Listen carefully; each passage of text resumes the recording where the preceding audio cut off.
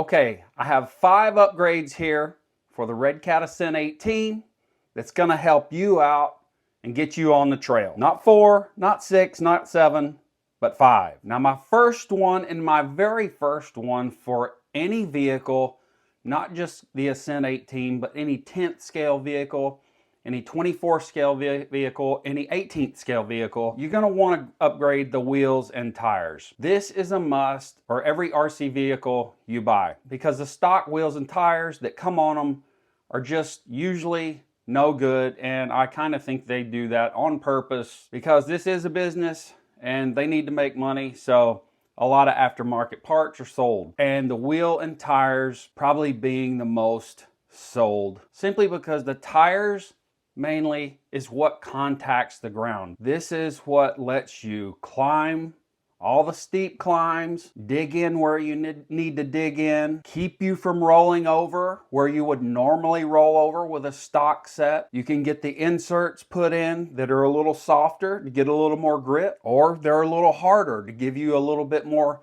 side hill ability. Some people even tune by putting softer inserts in the front, harder inserts in the back, with the idea being when you're going uphill, that little bit of flex right there in that tire, if you have a little bit less, it might keep you on that incline just a little bit more. But if it flexes back, you go over. And a lot of the tires and wheels now, if you want to keep a real good scale appearance, they've got many good scale appearing tires you can put on them to keep that nice scale appearance. Now the number 2 is going to be adding weight to your vehicle. To optimize your vehicle, you want to add as much unsprung weight down low as you can and forward, meaning anything from the shocks down, meaning unsprung weight, that's going to be your lowest point of your vehicle. And you want to add brass, which you can buy brass weights, you can buy brass diff covers, you can buy brass inserts for the wheels, you can buy brass knuckles that go on the inside where the hubs are.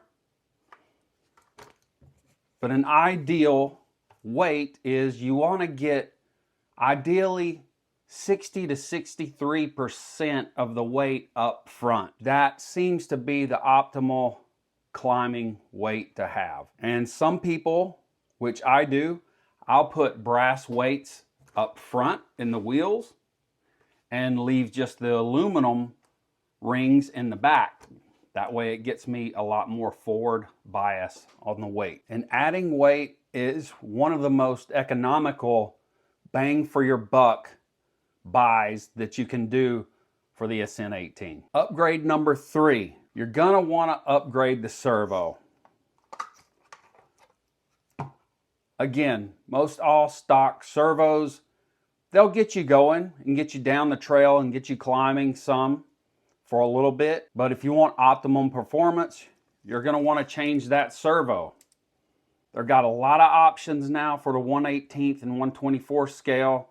A lot of good servos out there you can get for 30 or 40 bucks. You can even upgrade the servo by spending $15. This is going to give you more reliability because eventually that stock servo is going to break. And when you're on the trail, if you want the most optimum performance out of your rig, when you get down in a bind or on the hill, that's where you're really going to see the performance stand out. You're not going to see any lag in the steering, any flex. It's just going to turn where you want it to turn, and the rig's going to go where you want it to go. I remember it was about 10 years ago when I first got into the RC crawling hobby. I've been in the hobby for 35 years, but I'm traditionally a racer. But I got into this rock crawling thing. I wanted to explore it. I got a 1/10 scale axial Wraith. They didn't have nearly the mods as they have now.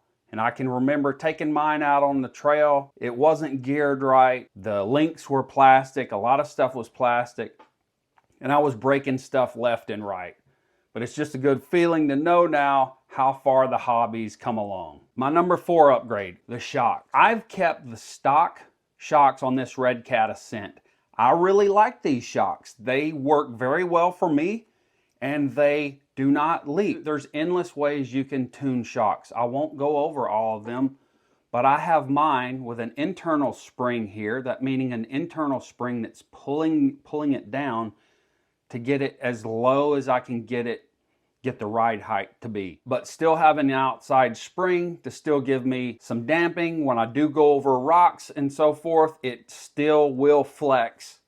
It still will flex over rocks and not be bouncy. Now there's all kind of different oils to tune these with. A general rule of thumb is anywhere between 20 weight and 40 weight, and you should be good in crawlers. On some of my other rigs, I do like to use the Proline big bore shock. They work really well for me, and they will give you that much better control going up hills and downhill descents. You'll be able to feel what the truck's doing much better. Moving on to my last one is going to be the links.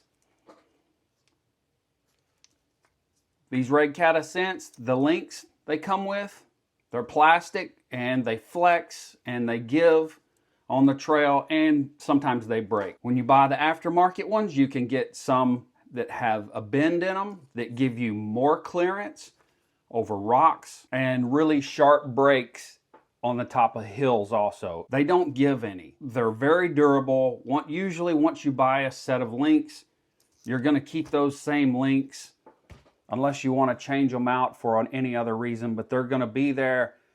I really barely ever have any problem with links breaking or anything. So to me, it's a buy it and forget about it, because you can buy it, have confidence, you know they're always going to be there. They're always going to work for you. Now, I hope you found this information helpful, and it can help you get out on the trail and stay out on the trail longer. In the meantime, I've got another video up here that I'd like you to go check out.